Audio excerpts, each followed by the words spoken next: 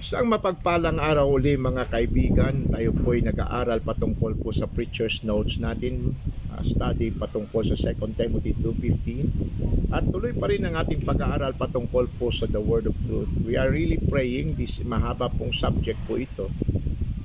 Years ago, I wrote a small booklet patungkol dito but no longer available copies. So, I hope ma-share ko po ito sa inyo. I do not claim na yung knowledge ko ay mas superior sa inyo, no? Ito po'y ginawa lamang para magiging blessing so that Bible believers, brethren, would grow in grace. Na salamat po sa inyong patuloy na sana po'y patuloy kayong makinig ng ating mga broadcast habang kayo po'y nagtatrabaho. Your pastor is praying for you. I hope and pray na lumago po kayo sa katotohanan. Okay? Do not exchange easy life or magandang buhay sa ating paglilingkod sa ating Panginoong Diyos. Okay, patuloy pa rin tayo sa pag-aaral patungkol sa Word of Truth. Ito po ang sabi ni Charles Spurgeon. Ang sabi niya, if the book be not infallible, where shall we find infallibility? We have given up the Pope, for he was blundered often and terribly. But we shall not set up instead of him a herd of poplings fresh from college. Wow! Are these correctors of scriptures infallible? Is it certain that our Bibles are not right, but that the critics must be so? Alam niyo kung ano sinasabi ni Spurgeon? Bakit natin paniniwalaan itong mga modern day scholars natin? They say that the Bible is not infallible, perfect, and yet we're going to believe them. Why are they perfect and infallible? Wow. Now, Farmer Smith, when you have read your Bible and have enjoyed its precious promises, you will have tomorrow morning to go down the streets and ask the scholarly men at the parsonage whether this portion of the scripture belongs to the inspired word or inspired part of the word, or whether it is dubious authority.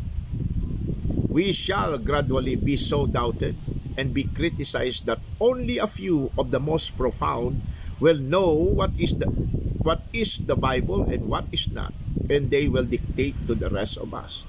Hindi po ba yun mga mangyayari? Pag yung mga scholar lamang nakakaalam, napakaswerte naman nila. Kukunti lang pala ang may alam sa salita ng Diyos.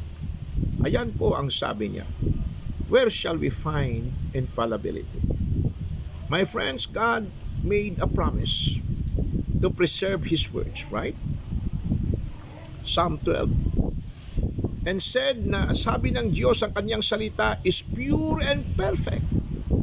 Proverbs 30 verse 5. Therefore, it is either the King James Bible is the inspired Bible or the new versions. Psalm 19 verse 7 to 9. Basahin po natin. The law of the Lord is perfect, converting the soul.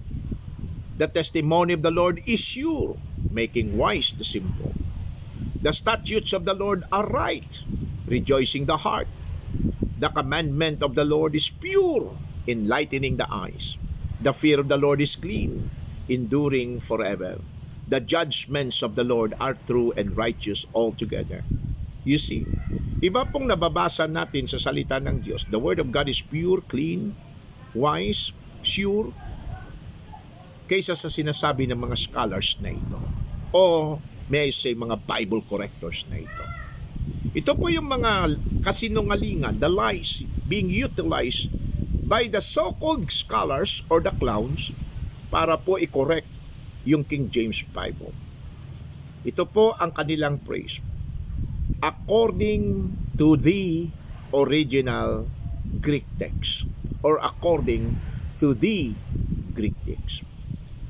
Yan po ang standard operating words ng professional liars para ma-deceive po yung Christian upang magkaroon po siya ng so-called na pahintulot na i-correct yung salita ng Diyos. He has the foundation of doing so, sabi niya. Ang kanyang evidence o kanyang source in correcting the Bible is the Greek text. Ngunit mga kaibigan, Bible believers, yan po'y immaterial and a solid lie. Kasinungalingan yan. Why? Because there is present tense. Wala po, no, the Greek text.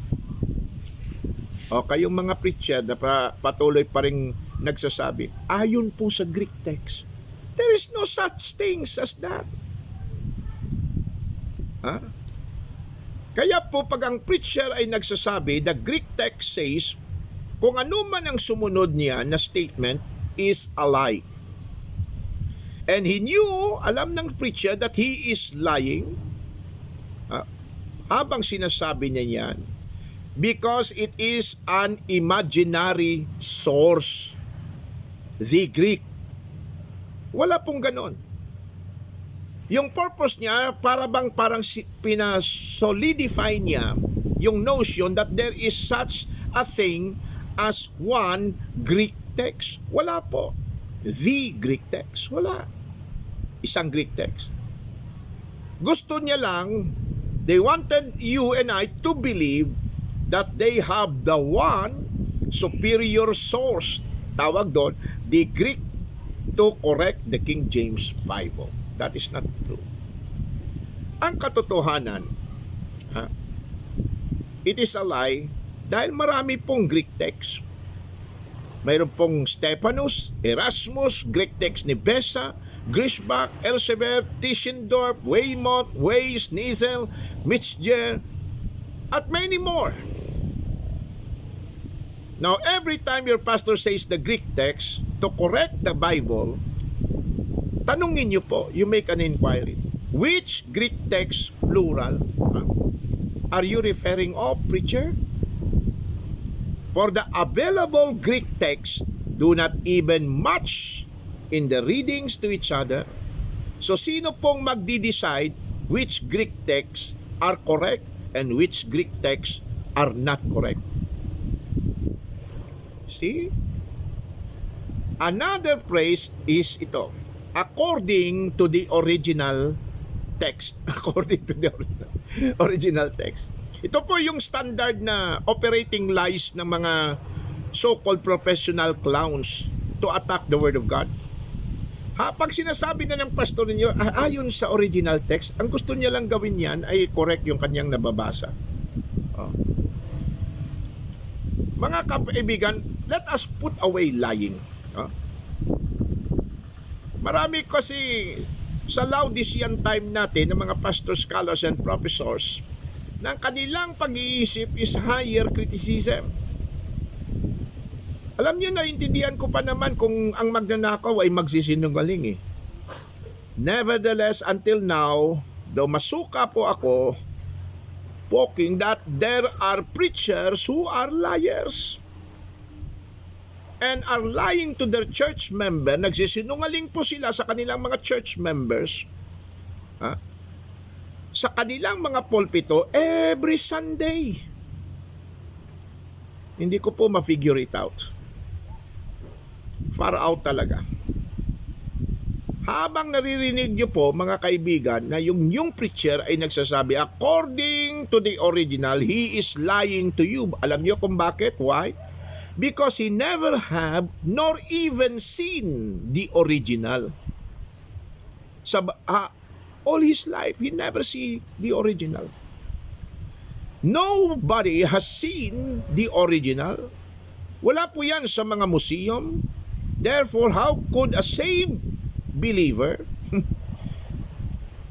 na tinatawag na men of God, ang iba sabi sa kanila they are defender of the faith, could say such things as according to the original when you have not seen the original? Paano mo nung nagawa yan, mga kapatid? So the next time you hear your preacher saying according to the original, you examine him with a straight question. Pastor, have you seen the original? Or Pastor, do you have the original? Nakita mo na ba? Note, mga kaibigan, Their source of correcting the Bible is immaterial, imaginary, and fables. May the Lord bless. God bless.